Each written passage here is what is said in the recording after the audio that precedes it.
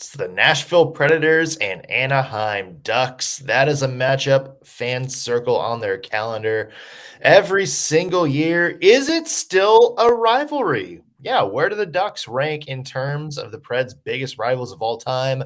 That's a debate we'll have today. Plus, we'll look ahead to tonight's game. Anaheim kind of in a weird spot, but there are a couple of players you're going to want to watch out for, especially with the trade deadline coming up. This is Locked On Predators.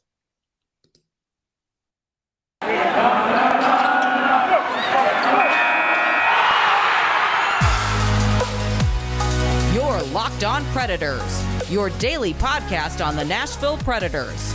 Part of the Locked On Podcast Network, your team every day.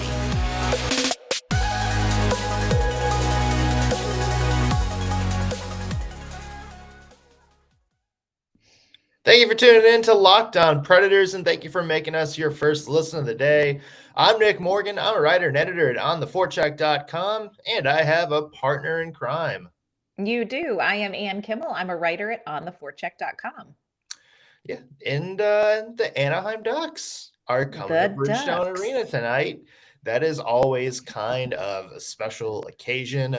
The Ducks, of course, are kind of in a weird spot right now. The Preds are also kind of in a weird spot right now. For real. So kind of an interesting matchup going either way, Ann. Yeah, this one makes me a little bit nervous for a couple of reasons and that we'll get into, but this is one that I think Nashville, we hate to say at this point in the season, these are must-win games, but these are 2 points that would be very valuable to Nashville in this Central Division. So tonight feels a little weighty, and I think that playing the Ducks always kind of gives it a little extra, oomph. So it'll be interesting.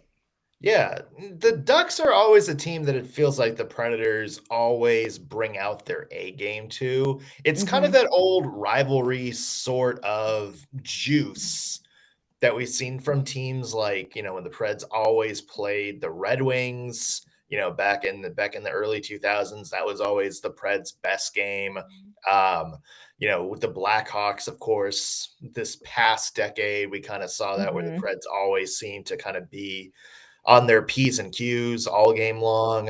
And then, we're kind of starting to see it now with Dallas, but Anaheim has historically always kind of been that way for the Preds, where they always seem to come out focused. And, even if the game doesn't go their way, they're always seemingly in it. They're always a battle. I expect that again tonight, especially in the context of the Preds got to keep winning games. Like they have to keep winning games by any means necessary. Yeah, I think these 2 points are so important. And I agree with you. I think Anaheim is one of those games where you always kind of know this is going to be hard hitting with a little bit of a bite to it. And even if Anaheim doesn't win, they're going to try to exact some sort of a physical toll on the Nashville Predators. There is just something about the Anaheim Ducks that really stirs the vile, I can't even think of the word, stirs up something. You can just say it. Nashville hates Anaheim. Nashville hates Anaheim. And it just stirs up something in the Predators and in the fans so that that tonight's game is going to be a good game one way or the other. And let's say Anaheim's not coming off of a good game. That makes this extra interesting. Yeah, if you saw Anaheim the other night, they lost to the Chicago Blackhawks, who are also not a very good hockey team. Yes. 8-3, and it wasn't just the score. They looked absolutely bad. This has kind of been a trend for Anaheim. Remember, they started really, really hot out of the gate.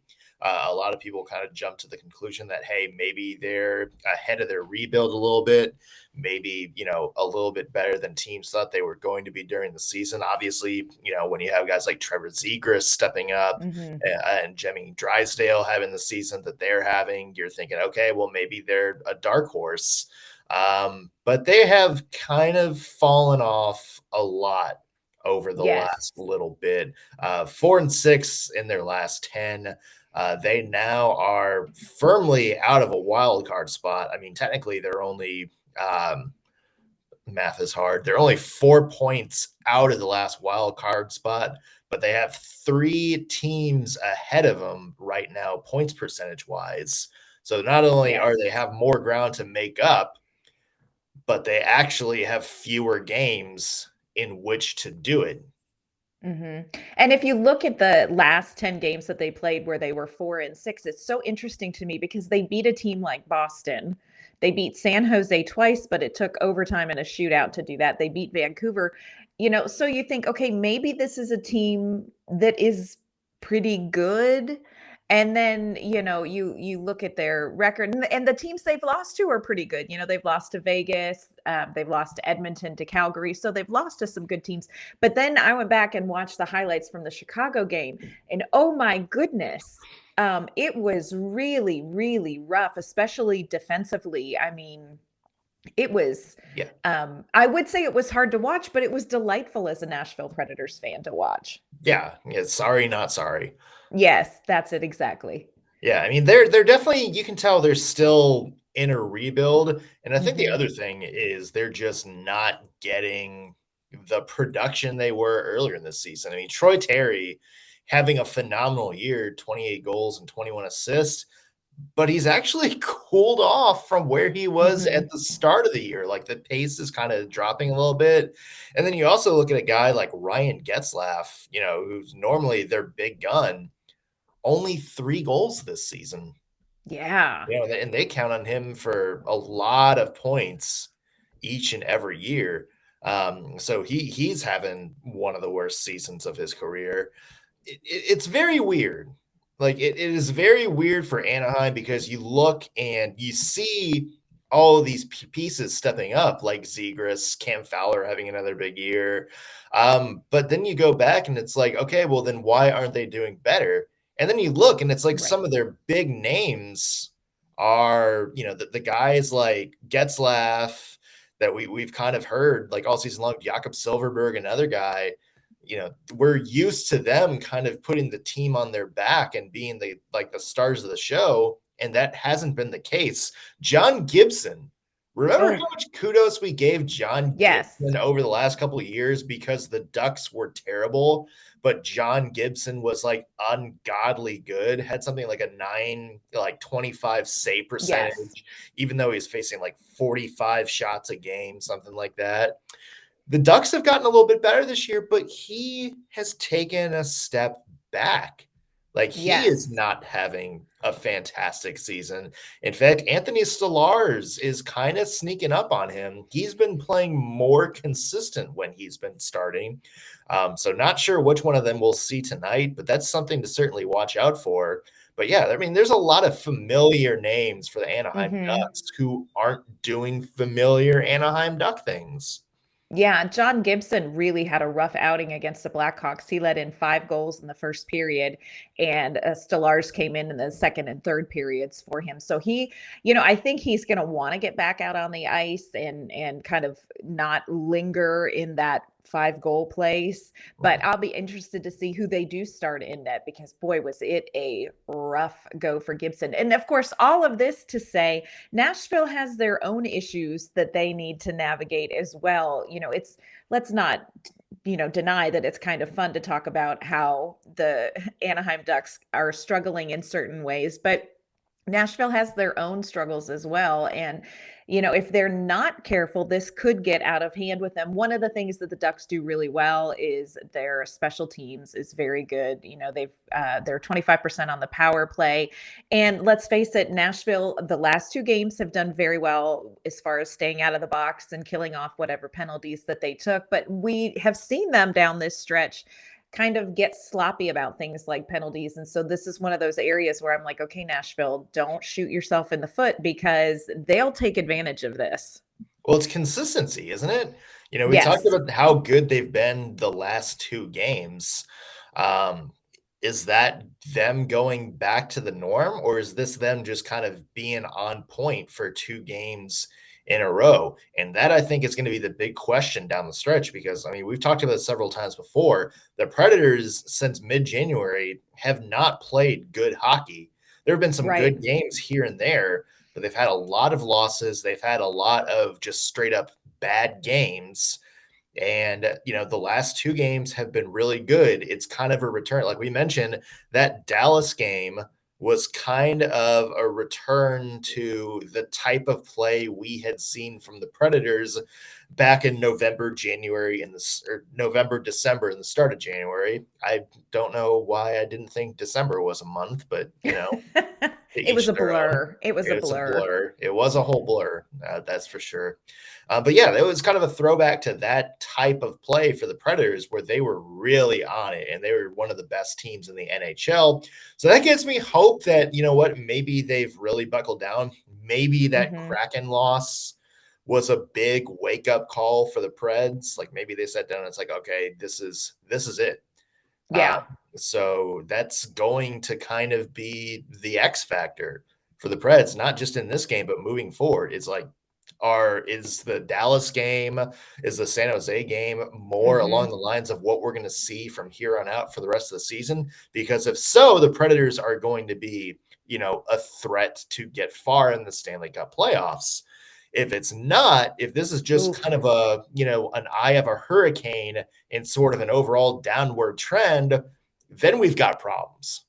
Yes. And I think this Anaheim game tonight is going to be a really important gauge for which way this goes because, like we said, Anaheim has their own struggles, but sometimes Nashville can play down to their opponent. This is something you have to be careful of. And I think if they can keep their execution where it was with Dallas and against San Jose, I think this is something, this is 2 points that they can come away with. But again, like you're talking about, which team is going to show up? Is it's going to be, who is Nashville going to reveal themselves to truly be? And I think this game tonight is going to tell us a little bit about that. Yeah, a little bit more from this game coming up. Plus, where do you rank Anaheim on your list of the Preds' biggest rivals? It's not one that immediately jumps to mind in the historic context, Mhm. but there is a lot of evidence that says the Ducks should be pretty high when it comes to the Preds' short history.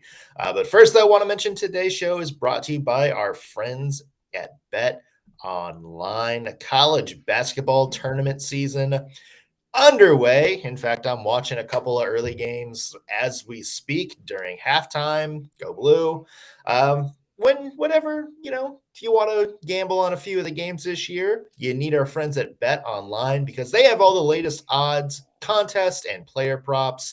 Bet Online is the #1 source for all of your sports betting needs and info. They remain the best spot also for all of your scores, podcasts, and news this season. And it's not just basketball, of course. BetOnline has your continued source for all of your sporting wagering information needs, including live betting and your favorite Vegas casino games.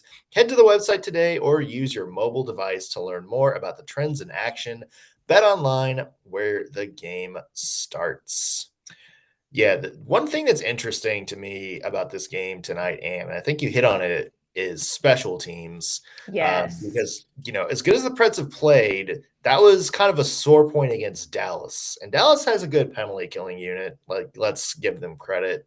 But not a lot of offense generated. Mhm. And that's going to be the key is can you take advantage of the chances the Ducks give you while limiting also the Ducks power play chances as well, because as you mentioned, they're a very dangerous power play team. Yeah, I think staying out of the box is going to be one of the keys for the Predators to kind of keep this game under control.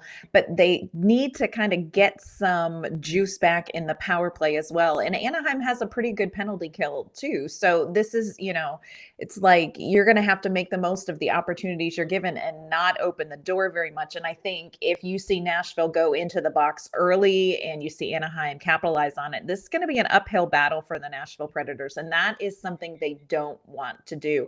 I know they went down against Dallas early, in the third period and had to kind of play from behind, but let's not make that a habit. And I think that there are some things that Anaheim struggled to do in the Chicago game that if that carries over, Nashville can capitalize Yeah. on some of the defensive breakdowns. So let's focus on doing that and not going in the box. They're going to have to walk that fine line between playing physical and man, a game against Anaheim brings out the physicality, I think, with the Nashville Predators for sure. But they're going to have to be smart about it because that's something that could really kind of bite them. They want to play 5-on-5, they want to stay out of the box. So it's interesting you mentioned how physical this game always gets. We know Preds and Ducks have had some interesting battles over the years. A lot of face-to-face time in the playoffs. Players and fans seem to not like one another. Yes. It is an interesting rivalry. It is a very interesting rivalry, and you wouldn't think that from a team based in Nashville, Tennessee, and one based in Southern California. But there's a lot of complicated stuff at stake here. And that kind of brings up the question, where do the Ducks rank in terms of the Preds' biggest rivals? At the end of 2020, one of our friends, Bobby Misey, who writes for On the Forecheck, did kind of a decade in review where he called the Ducks the biggest rival the Preds had in the 2010s and a dark horse for maybe their biggest rival ever. And I was like, well, I mean, come on. Red Wings were, a big thing early on. Blackhawks, everybody knows the Blackhawks. And then I kept thinking about it. And I'm like, you know what? There was a lot of playoff series that started with bad blood and it kind of ended in bad blood. There was a lot of personal shots from writers from Anaheim that were taken at the city of Nashville and its fans. It seems like whenever the Preds have kind of had a marquee playoff memory, like when you think back to like the best playoff memories of all time, it always seems to be something involving the Ducks. Yes. I mean, you gotta think there should be in the conversation, right? Well, and I'm with you. When you think about rivalries, this is not the team that pops into my mind. But when you think about games that have been extra chippy, that have an extra little something to them, no matter what, doesn't matter really the team's records. We look at going into tonight's game. These are not two teams that are, top of their divisions, top of the league, or anything like that. But there is still this undercurrent with Anaheim where Nashville does not like them. And I think the feeling is mutual. And so I think there is a decent argument, even though you kind of have to think about it for a minute, but there's a decent argument for Anaheim really being one of the top rivals for the Nashville Predators.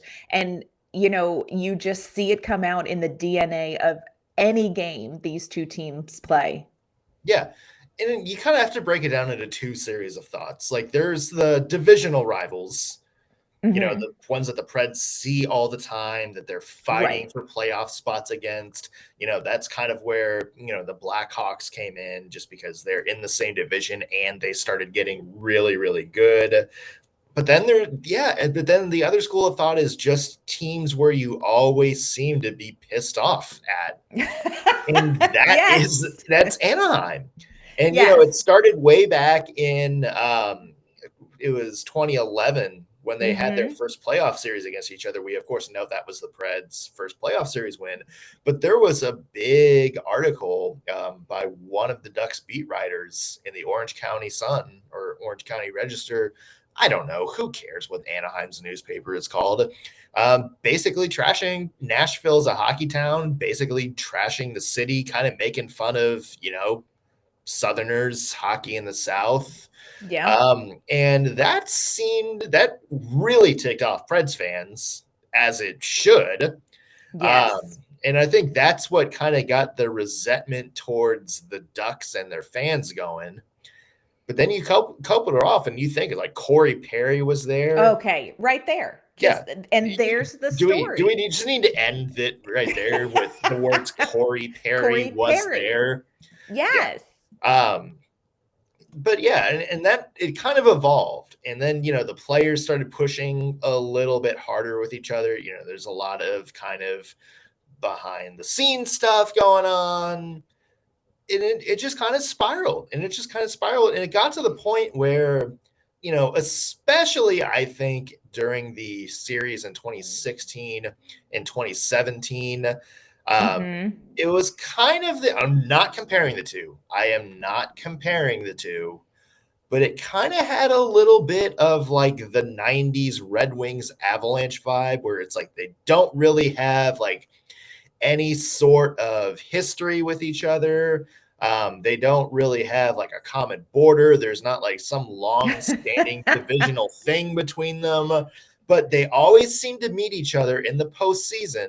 The players don't like each other. There's always bad blood. There's always something going on.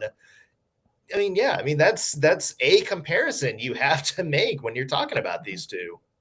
Well, and I think it's really interesting what you brought up too about the article and kind of how sort of the off ice rub from Anaheim sort of chafes. And I wonder if this rivalry feels the way it does because so much of it started off ice and it transfers on ice. And I think you have rivalries, you look at Dallas, for instance, and I consider them kind of a big rival, but a lot of the Dallas rivalry comes from on ice things, Corey Perry. Um, so much comes from Corey Perry. He just brings destruction and division everywhere he goes. Bless. But I think because so much of Anaheim started off ice, it just bubbles differently on ice. And I think it's harder for it to die down because it felt really personal. It wasn't necessarily about a specific game. It wasn't necessarily about a specific series, although a lot of this off ice stuff happened around 2011. But I think it's really difficult to get past that when it's off ice things. And I think it just kind of grows its tentacles into the rivalry a little deeper when it starts off ice and is handled then on ice. Yeah.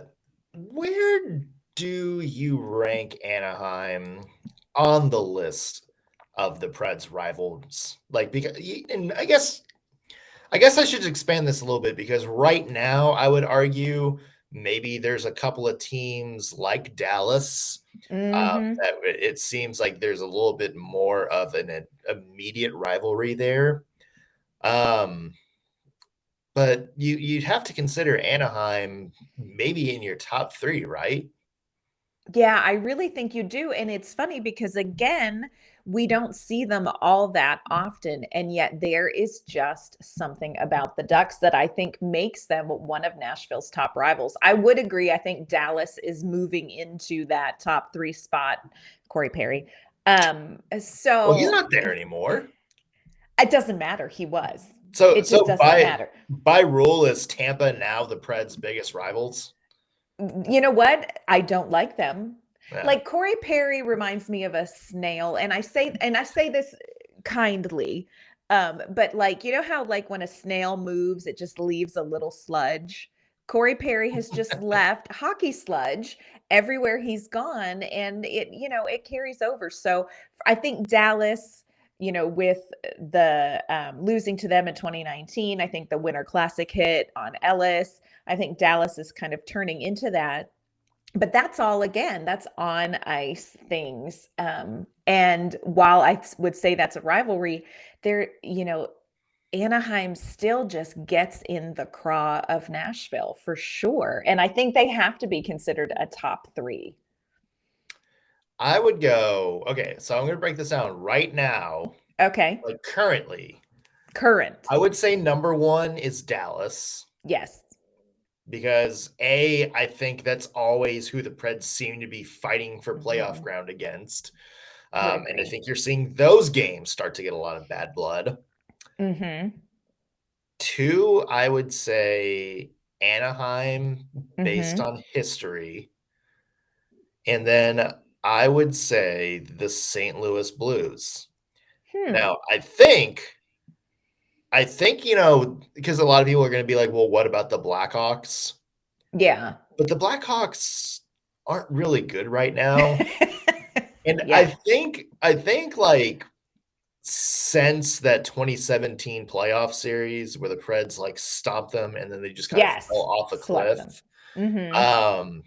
That seemed to take a little bit of luster out of the matchup.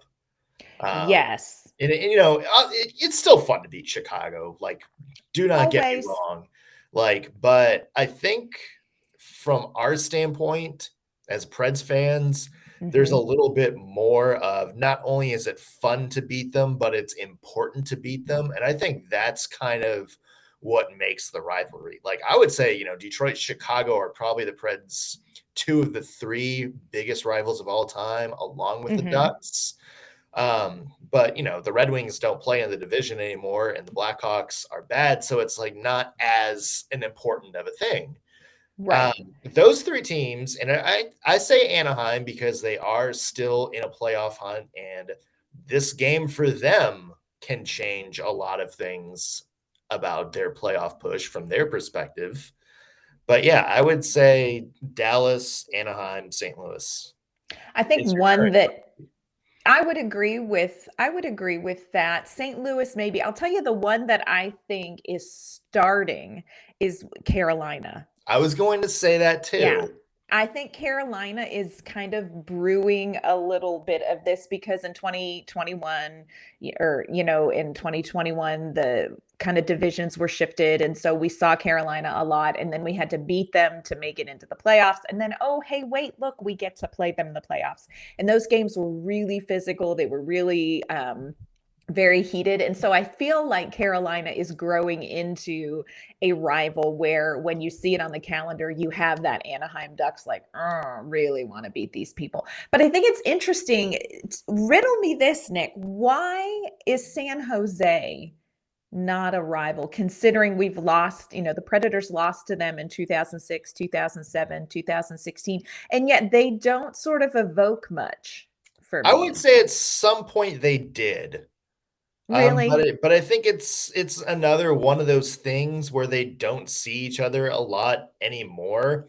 They haven't had any playoff series since 2016. And I think what maybe puts the Ducks in a little bit more of a higher tier is that the Preds had to go through the Ducks to get to the Stanley Cup Finals. And I think that's why a lot of people were a little bit more intense. Now, if the Sharks and Predators ever play each other again, like that for sure is going to be a thing. But that's another thing where it's just the Sharks have either not been good the past few years or have just kind of been out of the Predators' way. And I think if there's an instance where they're back in the Predators' way, then you kind of have to think about that again. I agree with Carolina, though. Carolina is one to me that's budding. They're obviously only going to play twice a year unless they see each other in the Stanley Cup Finals. So I think that's maybe one reason why it's not a little bit higher.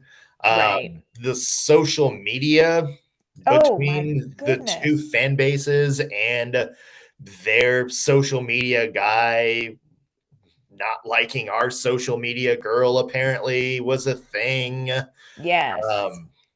And it was just kind of this giant sort of weird thing. Rod Brindamore's dumb comments.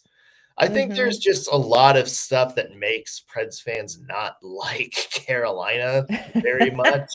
I mean, I personally certainly cheered against them when they beat us last year. Oh, yes. Just because that was like one of the instances where it's like, you know what? I'm going to be petty. Like this is a time where I'm going to be petty. Yes. But maybe if they meet each other again down the road in a finals or something like that, it'll come back. I don't think that's much of a big thing right now, but it's brewing. We certainly saw pieces of it last year. Saw pieces of Tampa Bay also forming in last year as well. Saw it a lot during the Stadium Series, kind of also. Corey Perry.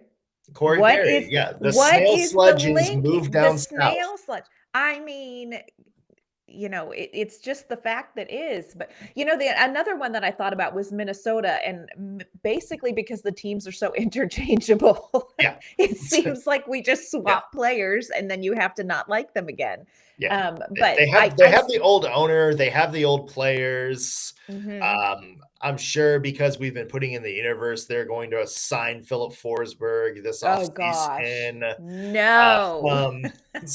Yeah, I mean, Minnesota's an interesting one. I'll give you that. They are. But they don't evoke, it's not the same emotion as the Anaheim Ducks. the Anaheim Ducks is just dark. Like we just really, it's 100%, we don't like them. Minnesota, it's like the younger brother, annoying, always around, kind of always pestering you, always wanting to be just like you, but you have to put up with them. Would you have treated Minnesota in a different light just then if Rem Pitlick was still on the team? You know what? I would have. And they dug themselves a deeper hole when they put him on waivers. And I will tell you, full disclosure, I watch every Canadiens game I can watch. And he did have 2 assists and a goal last night. If he was still there, you would have been like, you know what? Preds fans should love Minnesota. That is my team number 2, carrying the giant wild flag before them. Look, you wave Rem Pitlick and you lose. I mean, I'm still trying to come to terms with the Nashville Predators waving Rem Pitlick. That is a whole podcast. Yeah, but right who do you there. take out of the lineup right now? Well, here's the thing. This is a whole podcast here. I don't feel like they knew how to utilize what Rem brings to the game. I don't think that Rem Pitlick is less talented than some of the people that are in the lineup. I think he plays maybe a little bit different style and they didn't know how to make it fit. I think it's a puzzle piece thing. And let me tell you, it seems to be working in Montreal, and go Canadiens. Yeah. Yeah, but I mean, but the thing is, also, Michael McCarron's been fantastic this season, but he's also been a full-time player this season. So you can't even just go, oh, yeah, we'll have Pitlick over McCarron, because he would have also gotten, hit or miss ice time. Right. So, yeah, I mean, it's good to see Rem in Montreal where he's being used right. Yeah. Yeah, we did not mean for this to become a everything is ultimately about where Rem Pitlick is and how he is being utilized. Everything in the NHL comes down to that. We'll have his presence on our show maybe sometime soon, unless he doesn't want anything to do with us. We'll see. Either one's a strong possibility. Preds versus Ducks tonight. We're gonna have your full recap tomorrow. Also, a couple of fun things we got coming up next week, which we hope to tell you about. Until then, Anne, where can we find your work online? You can find my work at ontheforecheck.com, and you can find me on Twitter at AnnK_Mama on Ice. You can find me on Twitter at _NSMorgan. Read my work at ontheforecheck.com. If you're watching this on YouTube, be sure to like, share, subscribe, and also leave a comment on the videos. Let us know your takes on who the Preds' biggest rival is, or just let us know a topic you want us to discuss in the future. Until then, though, that's it for today's Locked On Predators podcast. Thank you for making us your first listen of the day. We'll see you back here tomorrow for some Preds Ducks recap.